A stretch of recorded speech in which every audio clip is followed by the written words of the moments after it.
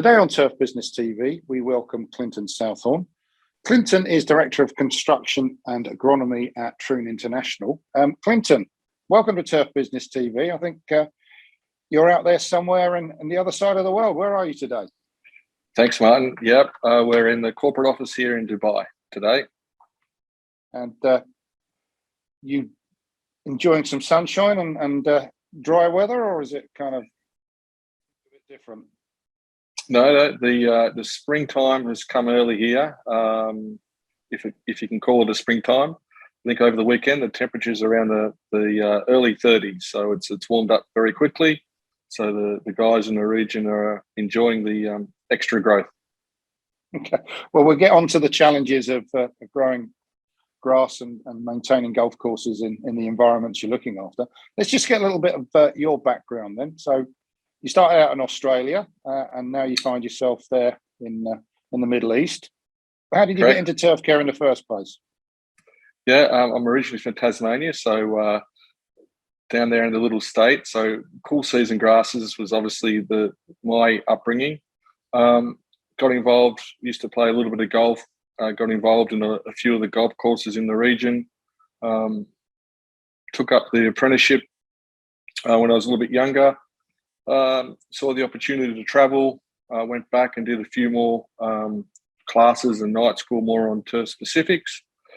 Did my apprenticeship in Tasmania, and then an opportunity came to go to Brisbane, where I worked at the golf course at Brookwater Golf Club, which is construction, which was one of the first golf courses that Troon was involved with outside of America and in Australia. So that was the introduction to Troon. And you've been there how long now in terms of Troon? Yeah, I'm coming up to nearly 20 years. So we all know, the years move along pretty quick, and so just under 20 years. But it's been feel very fortunate to be able to work with a company that invested in the staff. One of the lucky ones that's been able to travel the world with the same company, and that's allowed me to pick up a number of different skill sets, which has been a big part of me being able to hold the position that I do today. So very fortunate. So the position you're now in, what are you actually responsible for? Yeah, so my role, I'm based at the corporate office, Troon International in Dubai. So as a title of Construction Agronomy is that I oversee just under between 20 and 30 golf courses at different levels, whether the golf course is in construction, whether it's still a map on a piece of paper, or we're a golf course that has been operational for 20 years. So we work in regards to, one, we work for the owner to make sure that the guys on the ground are following the Troon standards. We help to find staff to fill those positions. And then we work along with our colleagues and staff to grow them and have them ready for other positions as well. So multiple jobs that we do, but realistically, we're here for the owner, for the partnership, and to make sure that the Troon standards are being implemented. So you're looking after courses in a number of different countries that have all got a different range of environments. So what are the extremes you're looking after there, Clinton? Yeah, well, I mean, we can go through, as we talked about, based in Dubai, we can go through the heat and the lack of rain for 11 months of the year. And at the moment, we're working closely with our golf courses in India that are preparing for their summer, but then the monsoon season, something that we don't deal with in some of the other golf courses. We have facilities in areas, islands, Vala Resort in the Maldives, which is all about how do we get products out there. So all different aspects to it. And that's one of the great things. We get to work with the guys we have on the ground and with their ownership to work about the best way to deal with these hurdles, I guess you call them. So getting product and kit out to the Maldives is, a challenge by the sounds of it, but not the typical challenge that we kind of think as greenkeepers and agronomists facing up to. No. So then again, a part of it is the educational part of it. We work with the guys on the ground to educate the owners or the procurement about having to be the forward thinkers. look, we need product or a kit in 6 months' time, sometimes they don't not aware that you need to order it 6 months out. So being a little bit different, a different profession, some different equipment, some more specialized materials that other people aren't used to. So a part of our job is also, as you said, communication and education, to work alongside the people that we have on the ground to help procurement, finance, ownership to look at these different scenarios and work through the scenarios.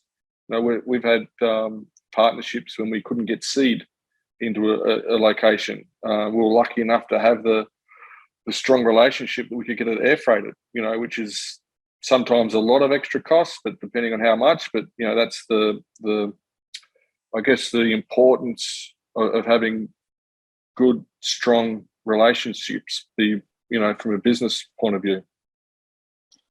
You're in charge of construction as well as obviously managing the maintenance of existing courses. Have you seen in your 20-odd years in Troon Group how things have changed in terms of the design of courses to think about environmental issues and sustainability?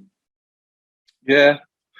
Obviously now the sustainability product is, I guess the points of sustainability are on the first page of a document now with building a golf course, where before it was a small writing on the back page. Yeah. We have a much better process now within the world of golf of educating people through, whether it be through EPA, GEO, or Autobahn. They're all certified environmental sustainability programs. So that's really powerful and it's important. But yeah, there's been a shift with that, especially based on where the golf course is being built. It's one of our first questions is in regards to what's your water source, how salty is it, and how much of it do you have? Because there's no point of building a golf course that has 8-hole golf course that has 60 hectares of turf if you don't have the water that can sustain it. So that's a pretty easy discussion to have. But yeah, it's definitely risen up in the areas of importance for a construction. And you've obviously got courses that you're looking after that were constructed before sustainability was such an important issue and the environment was less of a consideration.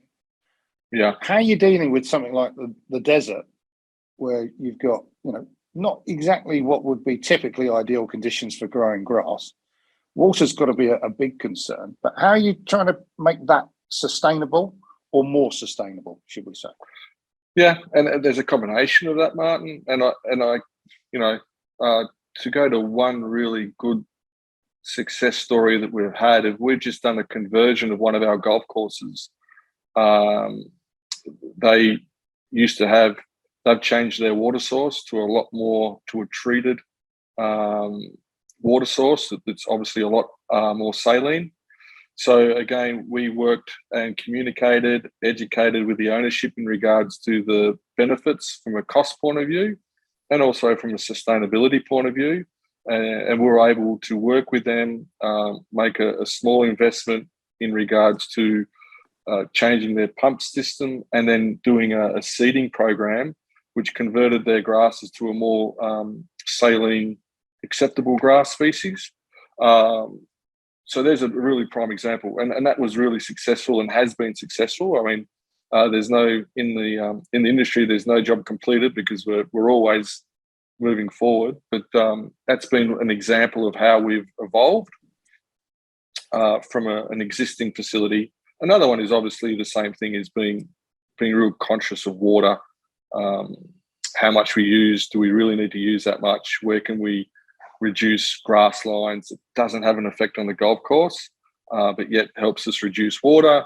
How can we introduce more native grasses, native trees that again use less water? And I really feel that this is something that we've been working through for many, many years.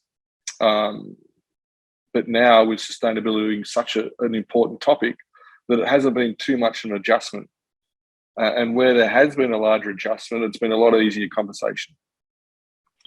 And the conversation we've been having has mostly been around water. One of the big issues that we've got here in the UK is the amount of pesticides, fungicides, inputs that are being taken away from the tools that the groundsman and the greenkeeper has.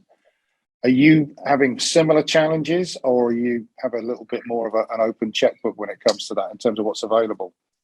No, I think we're all following the same path. Who gets there first, or who has the more tighter restrictions can be discussed. But I think the UK obviously has some very tight restrictions, but I think we're all following the same path. And I think that there's been some great scientific enhancements with turf grasses that are able to fight off naturally pests and diseases, so they become a lot more stronger in that way. And you'll see that the companies are spending more time and money to produce these plants because of that being the big shift, I guess, from the outside looking in is the restriction of usage. So we're a profession that is always evolving and is always adapting. So I think that's one of the strongest points with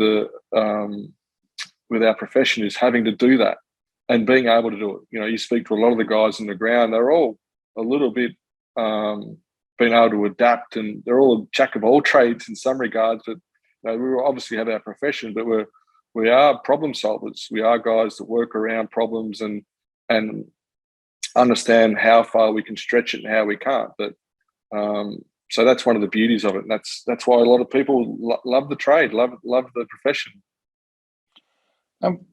Talking about loving the profession, one of the issues that we seem to have in the UK is attracting people to the profession.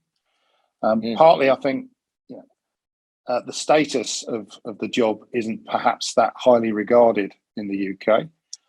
You've obviously got a number of different territories where I guess it's regarded differently in different territories. But as a company, as a group, how do you find it recruiting, quality people? Yeah, I think it's pretty well publicised. Wherever you look at it, when you come to golf course literature, is keeping staff motivated, from a mental and from a financial point of view. And again, we talk about evolving in regards to working with pesticides, insecticides. We've had to do the same with hiring staff. We look at how we can adjust their roles.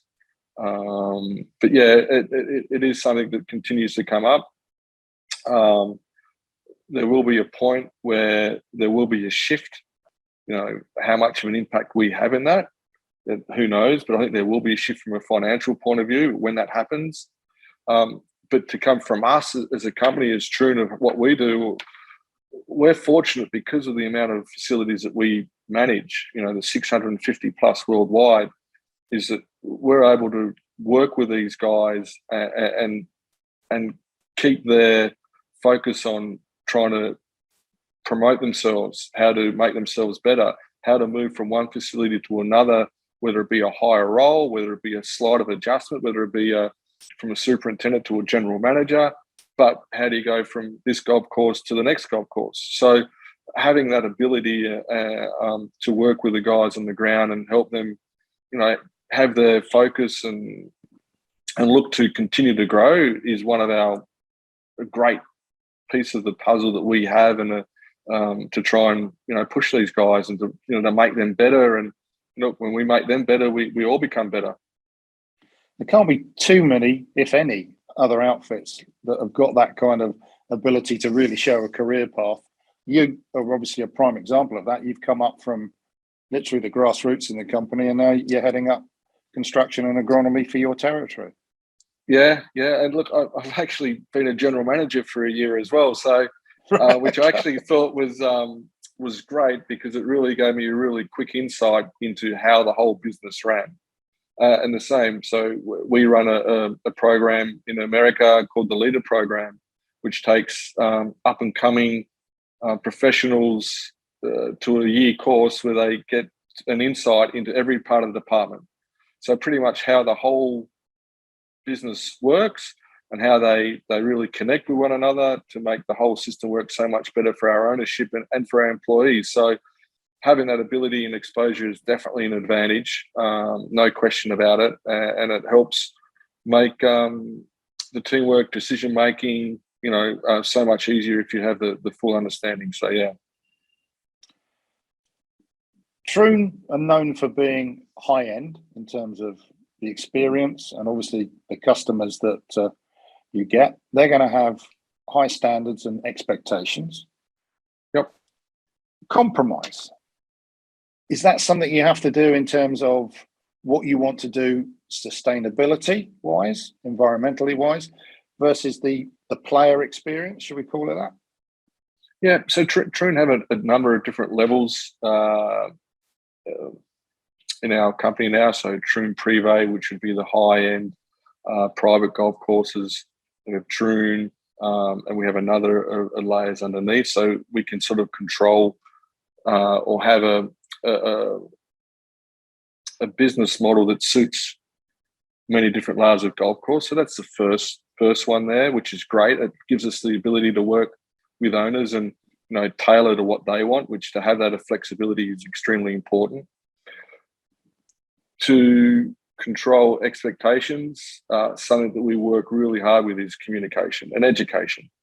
So control the narrative, making sure that everyone's exactly aware of where we are, what we want to come, how we want to promote that golf course, and how we want to push it forward, and be very clear with our communication. And then our education with the people on the ground, how they educate, educate them on how they communicate with, whether it be members, daily fee players, or ownership, is very, very important, and transparent, working together.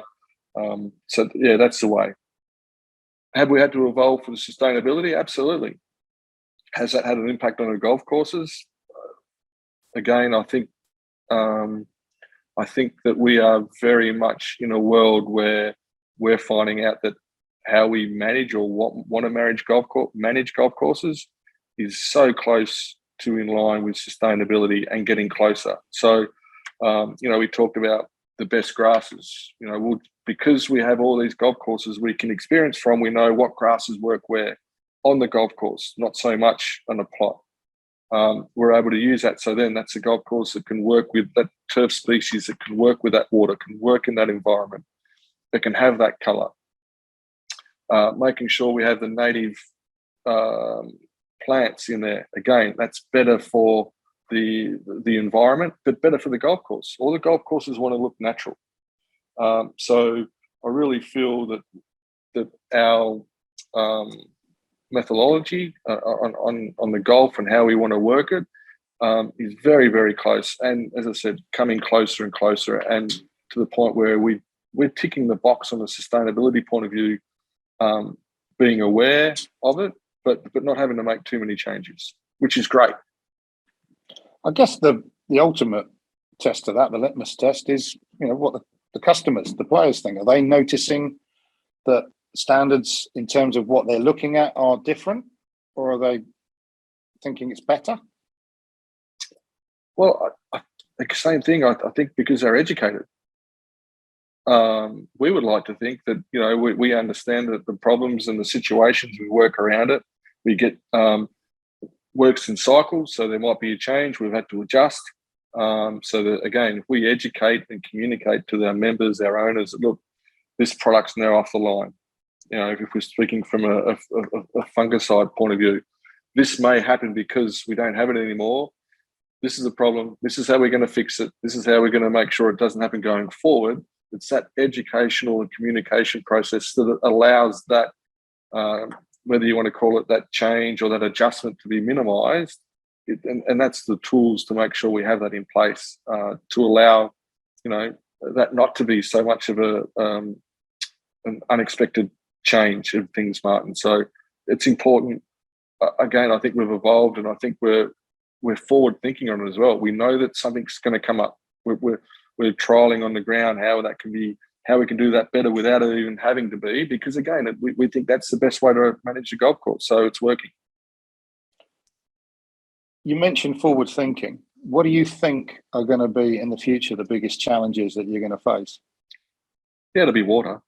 There's no doubt about it. It'll be water. It'll be the usage of pesticides, fungicides,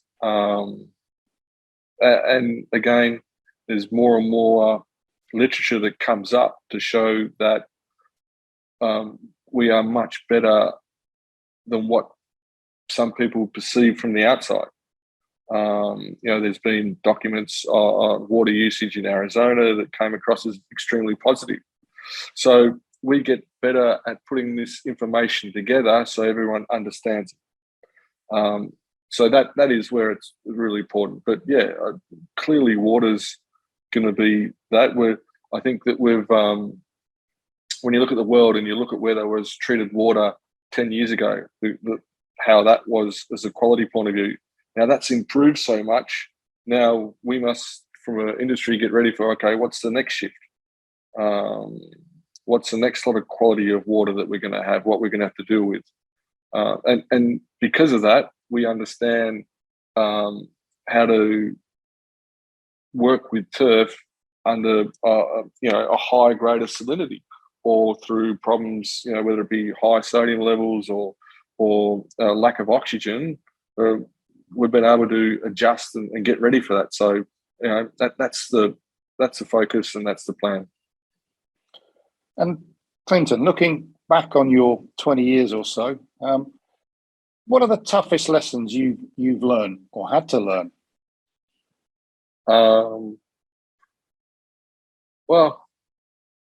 We get asked a lot lately about how we deal with the younger staff and the millennials and when we were young coming up, the way that we were taught was a lot different than how we communicate with the younger people. So that's been the biggest shift.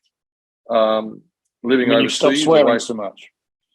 Yeah, absolutely. And you come from a different way to there's a different tone in the voice, and but we've I don't know. I say the word a lot. We've had to evolve. Living abroad, is something that will always be there. And